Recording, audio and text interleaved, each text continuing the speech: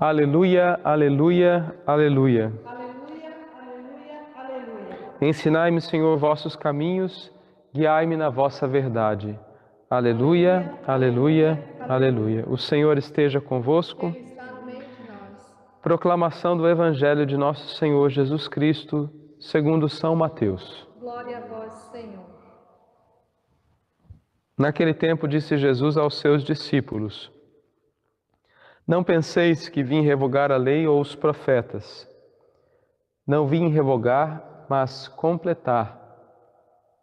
Em verdade vos digo, antes que passem o céu e a terra, não passará da lei a mais pequena letra, ou o mais pequeno sinal, sem que tudo se cumpra. Portanto, se alguém transgredir um só destes mandamentos, por mais pequenos que sejam, e ensinar assim os homens, será o menor no reino dos céus. Mas aquele que os praticar e ensinar, será grande no reino dos céus. Palavra da salvação. Glória a vós, Senhor. Pelas palavras do Santo Evangelho, sejam perdoados os nossos pecados. Amém. Amém.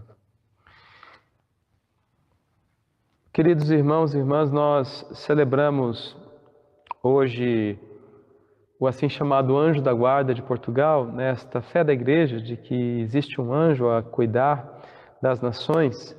E, é claro, pensamos no nosso país, nos nossos países. Hoje celebra-se o Dia de Portugal, uma espécie de dia da independência do país, mas em que se celebra a cultura portuguesa. Nós aqui na paróquia Santo Antônio, Antônio que nasceu em Lisboa, por isso Santo Antônio de Lisboa, morreu em Pádua, por isso dizem Santo Antônio de Pádua.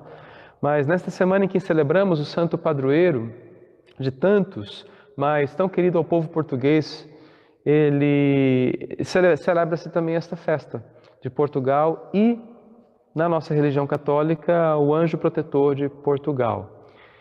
É difícil explicarmos sobre os anjos, mas nós cremos neles, na presença deles, como enviados por Deus. E o que devemos saber deles, pois não é muito que temos acesso, é que são a presença de Deus entre nós. Quando ouvimos nos Salmos, a beleza dos Salmos, que o Senhor manda os seus anjos para nos proteger, que é o anjo do Senhor quem vem dizer algo, como vimos o anjo Gabriel no final do ano que se passou, anunciando a Maria, dizendo a Maria, como vimos naquele tempo mesmo.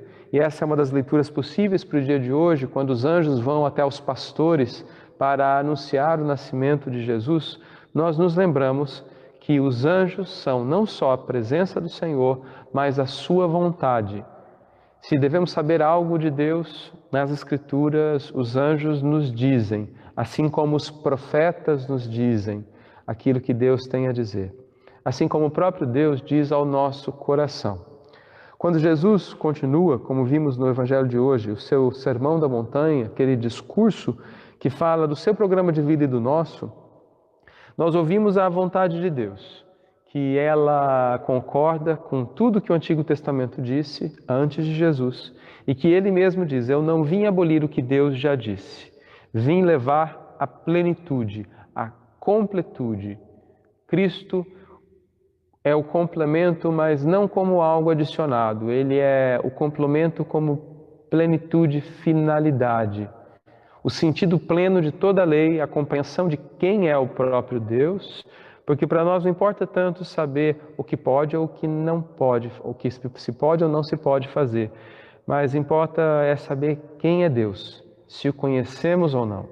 O conhecimento de Deus, quem nos dá-lo em plenitude é sempre Jesus Cristo. E conhecer a Deus significa fazer o que Ele nos pede. Ontem, quando Jesus nos comparava à luz do mundo, o sal que dá gosto à terra e a todas as coisas, Ele dizia desta luz que deve brilhar para que as nossas boas obras sejam vistas. Ao final do Evangelho de hoje, quando Jesus fala dos mandamentos antigos, eles que chegam e são levados à plenitude no próprio Jesus, ele diz: aquele que pratica e ensina esses mandamentos será grande no reino de Deus. Assim as vossas boas obras, e obra é aquilo que é praticado. Jesus insiste ao longo de todo todo esse discurso na prática. Nossa fé e a prática desta fé, nossa crença e as obras exigidas por ela não se desvinculam. Nós não podemos dizer que cremos, mas não fazemos. Isso seria uma incoerência absoluta em relação àquilo que Jesus nos ensina. Nele, palavras, sentimentos, a crença, a fé coincidem completamente com as atitudes, com as obras. Um não existe sem o outro. Que o Senhor nos ajude. Nós levamos a lei à plenitude quando de fato conhecemos a Deus. E conhecê-lo é, de certo modo, experimentá-lo, vivê-lo, praticar tal conhecimento. Que o Senhor Jesus nos ajude. Os anjos vêm nos dar esta mensagem de salvação.